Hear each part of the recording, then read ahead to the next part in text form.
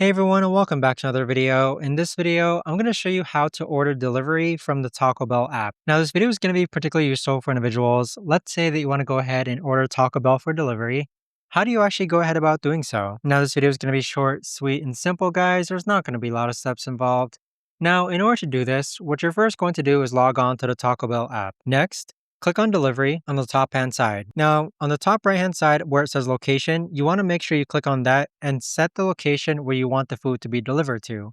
So I already have it set to an example location, but afterwards, simply just click on confirm. Then on this page here, this is where you could actually go ahead and start adding items. So if you go ahead and start adding some items, you'll see that our cart starts to fill up. Next, click on view my bag, then click on checkout, then click on skip, click on checkout again, and then place the order. But that right there, guys, is the best and easiest way that I know of to actually go ahead and order delivery on the Taco Bell app. If you guys know of a better or easier way to actually do this, let me know in the comments down below. I would love to know. Thanks so much for watching, everyone, and I'll see you guys all in the next video.